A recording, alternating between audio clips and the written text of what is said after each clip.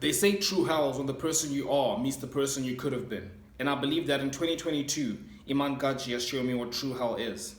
Now, I'm only 20 years old, so on the surface, that statement seems quite nihilistic, so let me clarify.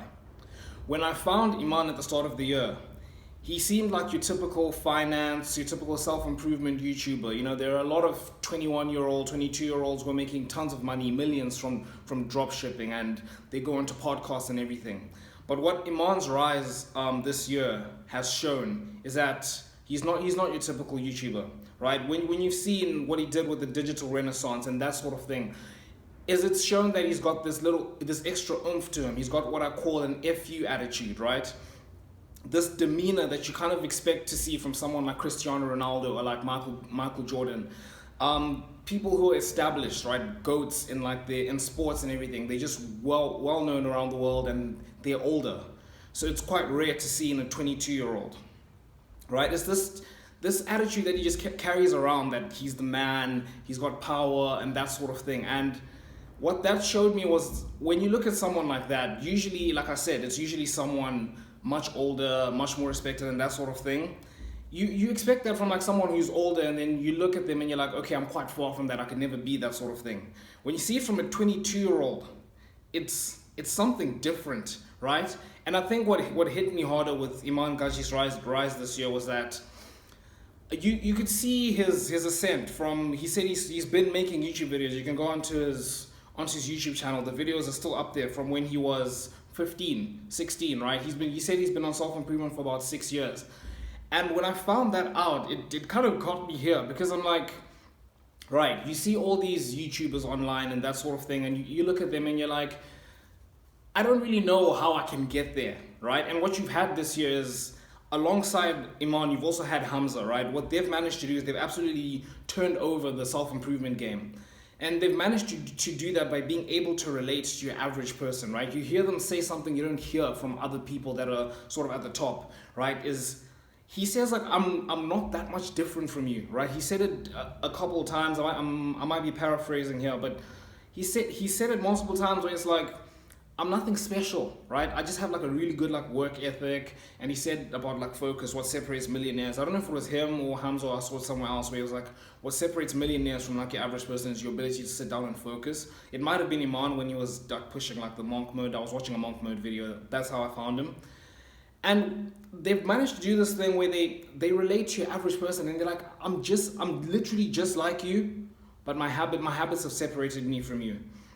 And that ties into what I was saying about the true health thing, where the person you are meets the person you could have been.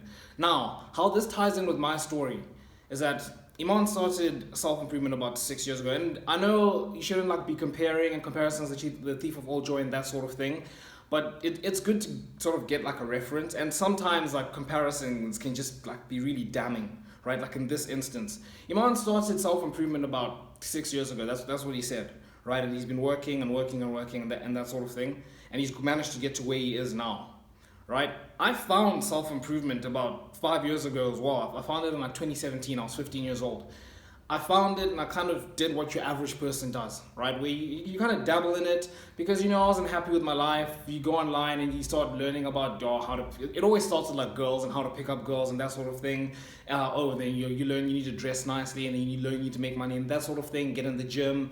So I took an interest in it and I started doing it. I was on and off. I did what your average person does, go on and off, and eventually, you go like a year without doing it and that sort of thing. And I did that, right? In 2020, again, 2020 was a year that you had two types of people. You had the average person who just, they just fell into a slump and that sort of thing. And then you had the other people who really took that time to review their life and take it to another level.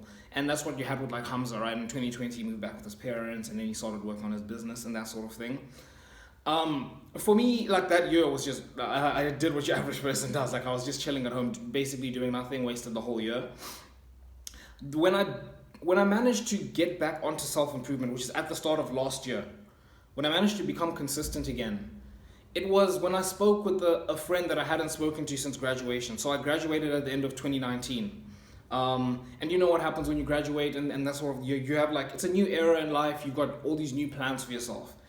And I've spoken to this person for like the first time in a year. And I was like, damn, like the last time I spoke to this person, I had so many plans for myself. I planned to be like so much further than I am right now, and I've just wasted the whole year.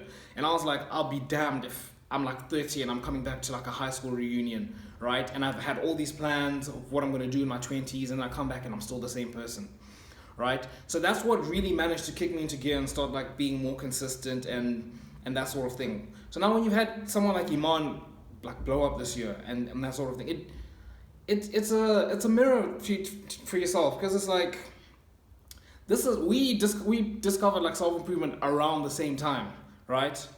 I just stayed like here, and he's just kept going and going and going and going.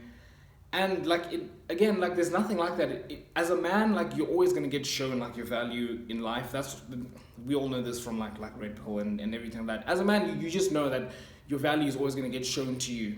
It's gonna be reflected to you. But like when you have someone like that he's 2 years older than me, so there's that I wouldn't call it a comfort, but I'm more willing to like look at him as like a role model, right? Because he's older than me and I can learn from him and that sort of thing.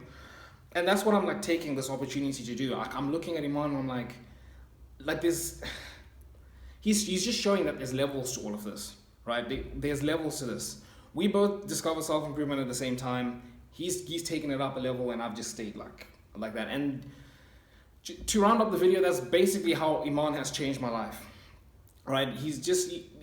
There's nothing that hits you here like that. Is basically the whole point I'm trying to make. And if you're someone who's looking for like motivation and that sort of thing, you need to create that feeling inside yourself, right? Something that gives you a feeling of urgency, okay? Something that shows you that, damn, like, because you're young right now, you feel like you've got all this time, but what you don't realize is that time very quickly goes like this. Like I always talk about this. When I was 15, when I first found self-improvement, I was looking at like, oh, by the time I'm 20, I'm going to do this and that, right? And now I'm 20, I'm doing the same thing. When I'm 25, I'm going to be like this.